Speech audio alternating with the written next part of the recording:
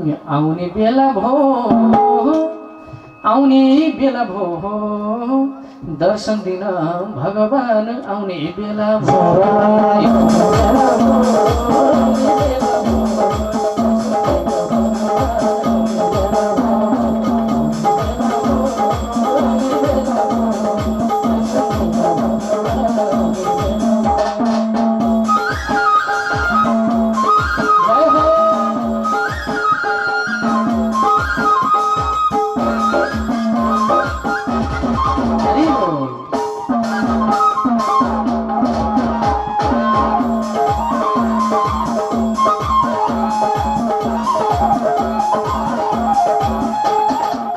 एउटी छोरी तडपी तडपी एक्लै बसेर जिउँदै मरेको देख्न चाहनुहुन्छ?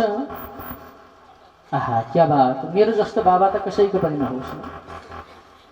अझै बिग्रेको छैन बाबा, बोलाउनुहोस् ज्वाइँलाई, सम्मान गर्नुहोस् ज्वाइँलाई। हे भिरगु ऋषि, फेरि लाज लाग्दैन मेरो माइतीमा आएर यज्ञ गरेर आज मेरो माइतीको घरको सम्बन्ध बिगारिदिने? कति चाहिन्छ दक्षिणा? म दिन्छु, आउनुहोस्, कैलाशमा दिन आउनुहोस्। भिरगु ऋषि बोल्नै सकेनन्, रानी आमा बिरानी पनि बोल्नै सकिनन्। बोल्यो भने राजाले जिउँदै झम्टिहाल्थे, खाउला जस्तो गर्थे। राजालाई जति सम्झाउँदा पनि बाबा मान्नु भएन। अन्तिममा सतीदेवीले अपमान गर्न थाले। तिनी दक्ष राजाले, हे सती, कति कुकुरले जस्तो बकबक गरेर कराइरहेकी छौ, भोक लागेको भए खाएर जाऊ। आजबाट मेरो एउटी छोरी बच्चामै मरि जाऊ। बाबा कति सजिलै भन्नुभयो है, अहिले बोल्न कति सजिलो छ है। एउटी छोरी बच्चामा होइन, अहिले अब ठुलै भएर मर्दैछ छोरी। ठिक छ बाबा, गुरुदेव यज्ञ अगाडि बढाउनुहोस्। मेरो माइतीको पितृहरू तार्न यज्ञ लगाउनु भएको छ, बढाइदिनुहोस्। शिव शिव शिव शिव शिव नाम जपेर सतीदेवीले यज्ञ कुण्ड परिक्रमा गर्न लागे। जसले पशुको व्यवहार गर्यो त्यसलाई पशु नै बनाइदिन्छु, यसको यज्ञ पनि सफल हुन दिन्न भन्नका लागि सतीदेवीले जठर अग्निलाई प्रवेश गराएर अहिले यज्ञ परिक्रमा गर्दा गर्दा गर्दा जमिनमा ढलेर सतीदेवी मर्नु हो। यज्ञ सबै उठेर भाग्न लागे। लौ न आज यज्ञमा सतीदेवीले माइतीको यज्ञमा आएर शरीर त्याग गरिन्। के अचम्म भयो, सबै रुन लागे, कराउन लागे, सती सती भन्न लागे। नारद सरासरी गएर कैलाशमा भोले बाबालाई समाचार सुनाउन गए। हे भोले बाबा, तपाईँ समाधि लगाएर बसिरहनु न, के पो भएन आज? के भो नारद, चुच्चै राछौ? भयो एक्लै सतीलाई माइत पठाउनु हो। तपाईको घोर अपराध गरे दक्ष भन्ने राजाले अपमान गरे, सहन सकिरन कतै बिचारी निन्दा गरे। तपाईलाई जिउँदै वचनले मार्यो, सतीदेवीलाई जिउँदै वचनले मार्यो। आजबाट माइतीको ढोका तेरो लागि खुला छैन। भन्नु नभन्नु एउटी माइतीबाट अपमानित भएकी चेली कसरी बाँच्छन्? सतीदेवीले शरीर त्याग गरिन्। प्रभु के भन्दैछु नारद, मेरी सतीले म बिना शरीर त्याग गर्न सक्दिन। मेरी सतीले आफूलाई भन्दा बढी माया मलाई गर्थे। यो हो पख म ध्यान गर्छु।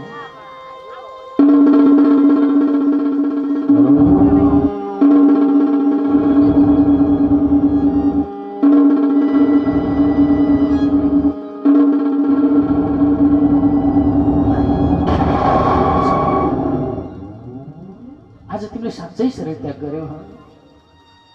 मैले नजाऊ भन्दा भन्दा तिमी नमानेर गएथ्यौ, आज कसरी मलाई छोडेर जाँदैछौ? दक्ष राजा, तेरो यज्ञमा आएर मेरी सतीले शरीर त्याग गरिन्, तलाई पनि त्यसै त मैले छोड्दिन। जटा उखेलेर जमिनमा पछार्न लाग्नु। वीरभद्र,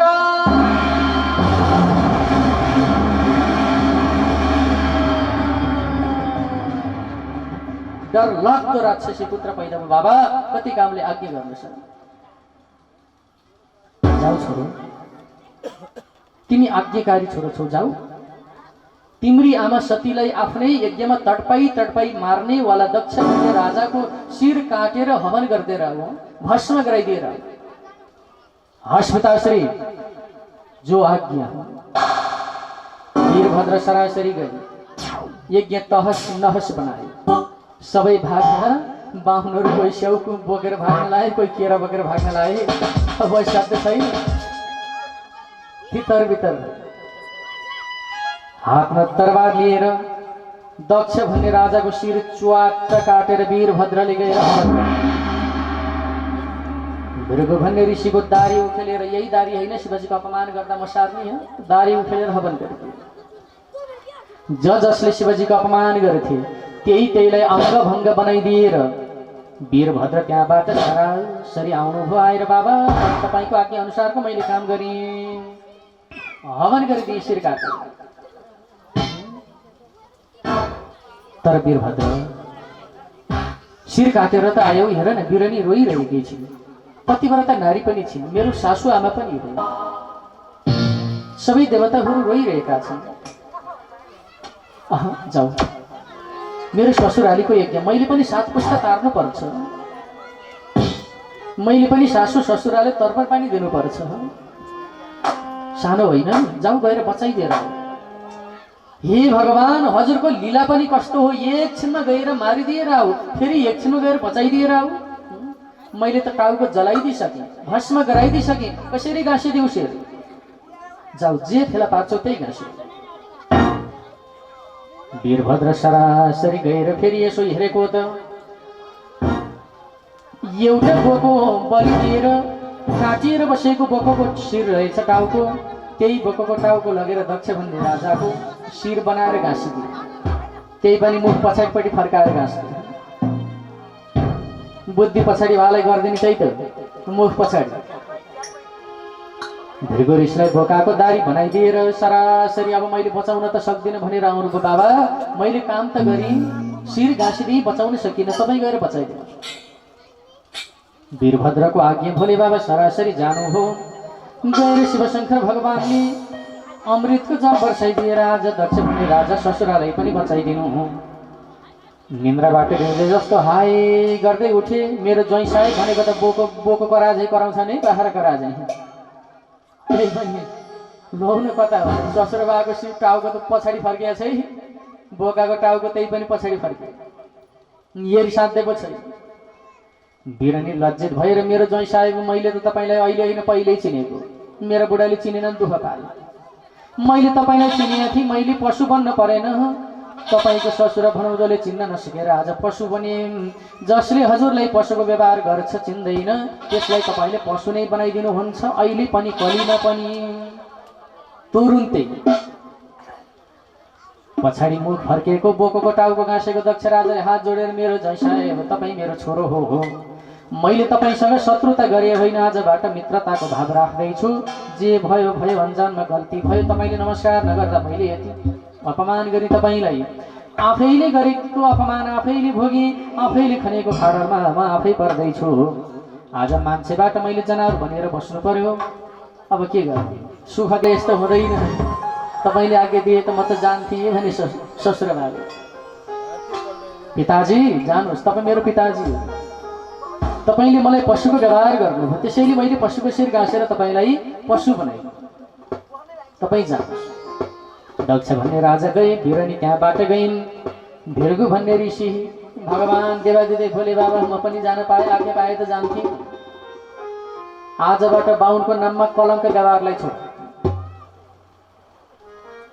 कसैको अपमान नगर, मेरो मलाई सम्मान गर पनि भन्दिनँ, सम्मान नगर तर अपमान पनि नगर, जा। दक्ष भन्ने राजा पछि पछि पछि आज भृगु भन्ने ऋषि पनि जाने, यज्ञ फेरि फर्केर आएर यज्ञ सफल गराइदिनुहोस् है, मेरो ज्वाइँ साहेब तपाईँ मेरो छोरो हो, भगवान हो भने दक्ष राजाले मन्त्र भन्दा पनि ठुलो, तन्त्र भन्दा पनि ठुलो, सबैभन्दा ठुलो म प्राप्ति गरिसक्नु भएको छ, मै प्राप्तिको लागि यज्ञ गर्दै हुनुहुन्छ, यज्ञ सफल भए जानुहोस्, कायेन बाचा भए पनि बाचा, नभए नि बाचा, सिद्ध जानुहोस्, सबै आफ्नो आफ्नो घरतिर जानु। दक्ष भन्ने राजाले आज शिर काटेर पशुको शिर गाँसेर बस्नु पर्नु। अहिले कलीमा पनि जसले देवादिदेव भोले बाबाको अपमान गर्छ, जसले दान गर्न हुँदैन, धर्म गर्न हुँदैन, दान नगर दान दिएर पाइँदैन भन्छ, त्यो व्यक्तिलाई भृगु ऋषिको आँखा फुटे जस्तै जसले भगवानको अपमान गर्छ भगवान छैन भन्छन्। ढुङ्गा र माटो अनि काठमा बस्दैनन् देउता भन्ने जान्नु तहाँ। ढुङ्गामा देउता हुँदैनन्, माटोमा देउता हुँदैनन्, काठमा देउता हुँदैनन्, कहीँ पनि छैनन्। जसले भन्छ त्यो व्यक्तिलाई दक्ष भन्ने राजालाई जस्तै यही जन्ममा पशु बनाइदिनुहुन्छ भन्ने सिद्धान्त पनि सन्देश दिएछ। राजा परीक्षितलाई सुखदेव समिले भगवान देवादेव भोले बाबाको चरित्रको कथा सतीदेवीले शरीर त्याग गरेको प्रसङ्गलाई बताउँदै अन्तिममा मरेको सतीको त्यो पार्थिव शरीरलाई भोले बाबाले पिठ्यूमा बोकेर 7,50,00,000 पीठ तयारी गर्नका लागि विश्व ब्रह्माण्डमा अगाडि बढेर जाँदै हुनुहुन्छ। भगवानको कृपाबाट सतीदेवीको शरीरमा माखा भनेको झिँगा किरा उत्पत्ति गराएर सतीदेवीको शरीरलाई गलाउँदै गलाउँदै 7,50,00,000 पीठ तयारी गर्ने तयारी हुन लाग्दैछ भन्ने सम्मको कथा यस प्रसङ्गबाट। भोले देवादिदेव भोले बाबाको जय राम शिव शङ्कर भोला, शिव शङ्कर भोला, दर्शन दिन के होला बित्नै लाग्यो बेला। शिव शङ्कर भोला, शिव शङ्कर भोला, दर्शन दिन के होला बित्नै लाग्यो बेला। शिव शङ्कर भोला, शिव शङ्कर भोला, दर्शन दिन के होला बित्नै लाग्यो बेला।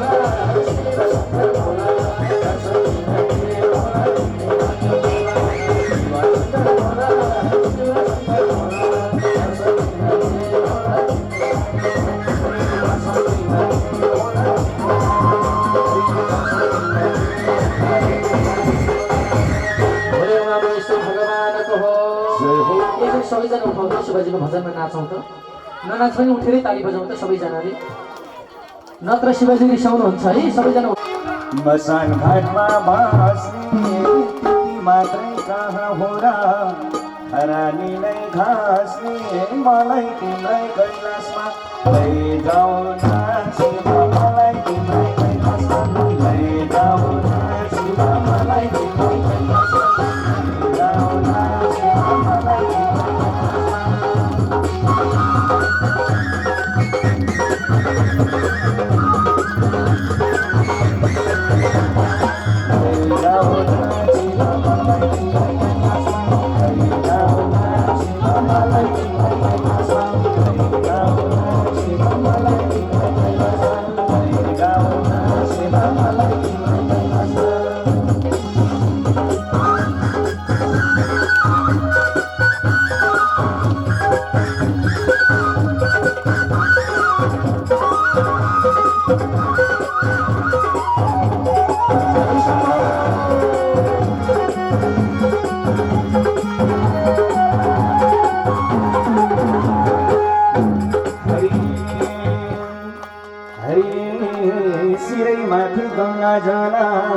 गलै नाको माला, सिरै माथि गङ्गा जल, गलै नाको माला, डमरु र त्रिशुलिनी रूपै झाला माला, मलाई तिम्रै कैलाशमा लैजाऊ न शिव, मलाई तिम्रै कैलाशमा लैजाऊ न शिव, मलाई तिम्रै कैलाशमा लैजाऊ न शिव, मलाई तिम्रै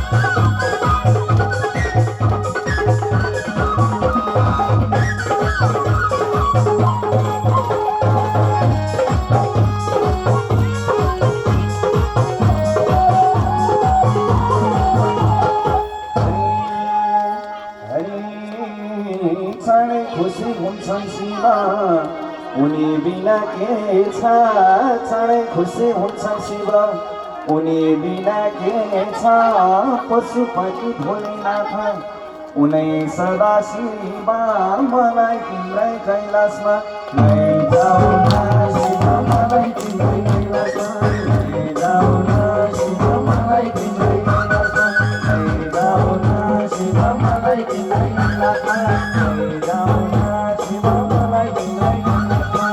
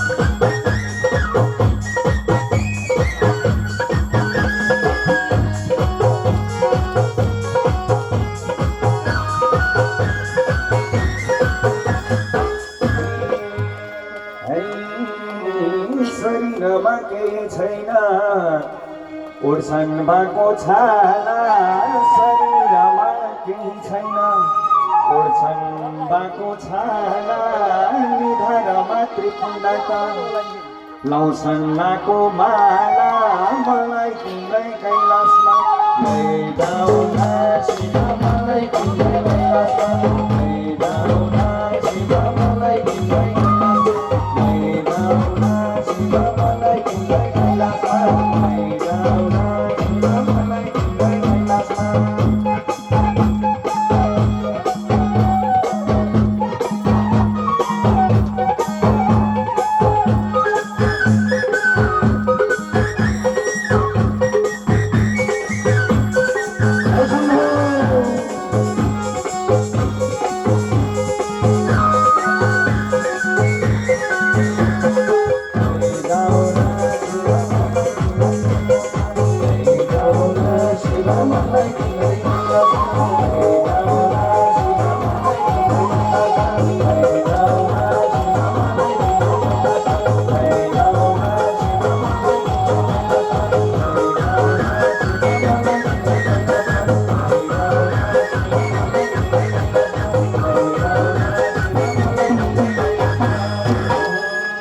कैलाशपति भोले बाबाको अब सबैजना बसौँ है।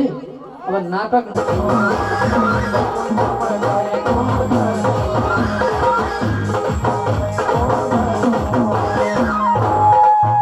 हरि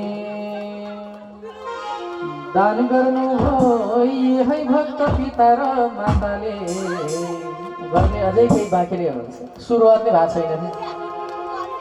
दान गर्नु हो है भक्त पिता र माताले रक्षा गर्छन् पशुपति नाथले।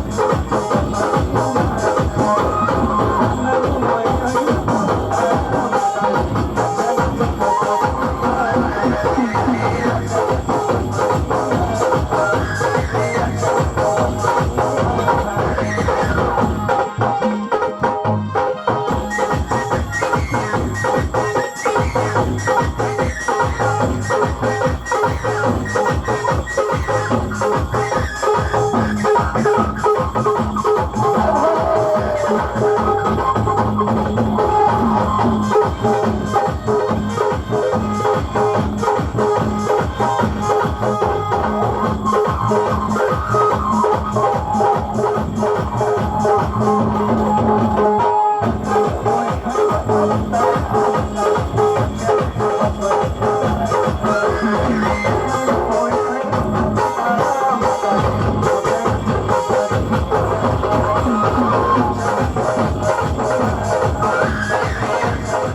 पैसा भए नि सिरानी मरेपछि यो शरीर खरानी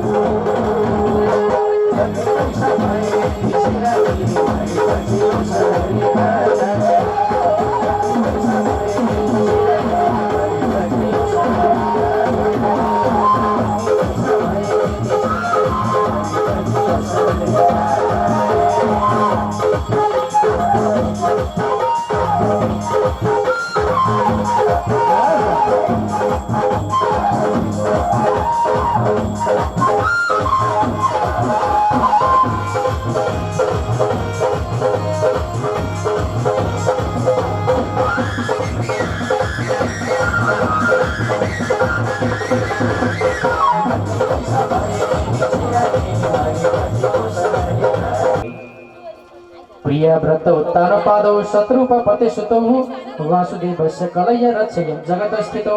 एक उत्तानपाद भन्नेवाला राजा थिए, सोही भूभाका छन्। उत्तानपाद उल्टा जन्मिएका हुनाले जसको नाम भयो उत्तानपाद। बुद्धि पनि उल्टा उल्टै भए जस्तो लागेको छ। सुल्टा जन्मिएको बुद्धि त उल्टा छ, उल्टा जन्मिए सुल्टा कहाँबाट होस्। उत्तानपाद तिनै उत्तानपाद भन्नेवाला राजा कि जेठी रानीको नाम सुनीति। सु भनेको राजाको, नीति भनेको नियममा बस्ने, जसको नाम हो सुनीति। राजाले जे भन्यो त्यही त्यही मान्ने, राजाको कुरै नकाट्ने। राजाले खाइरहेको बेलामा ल नखाऊ भन्यो भने म खान्न हजुर भन्ने। माइत जान ठिक्क परेको बेलामा नजाऊ मेरो मैया भनेपछि म किन जान्छु र हजुरले भनेपछि भन्ने। सुनीति। कान्छी रानी जसको नाम हो सुरुचि। सु भनेको राजालाई, रुचि भनेको आफ्नो नियम अनुसार चलाउने। जेठी रानीले राजाले भनेको मान्ने, तर कान्छी रानीले नमान्ने। कान्छी रानीले भने चाहिँ राजाले मान्नु पर्ने। त्यस्तो सोझी। तर कान्छी साह्रै नै चतुरी। दिदी बहिनी अलि बाठै हुन्छन् जाने। दिन बित्दै बित्दै बित्दै बित्दै गयो। त्यही जेठीलाई राजाले कति माया गर्थे। आज कान्छी ल्याएपछि अब त जेठीलाई यसलाई किन देख्नु पर्यो?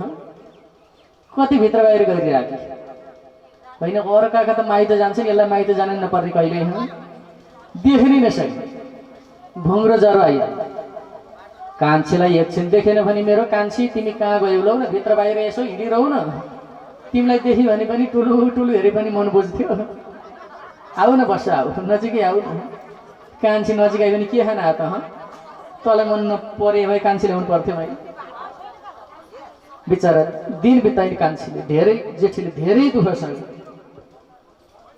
आपत पर्यो, विपद पर्यो। जेठीले पकाएर दिएको कति मिठो हुन्थ्यो, आज अब जेठीले पकाएर दिएको मिठो हुन पनि छोड्यो। कहिले नुन लाग्दैन, कहिले बेसार लाग्दैन, कहिले मिठै हुँदैन, कहिले भात गिलो हुन्छ, कहिले के हुन्छ।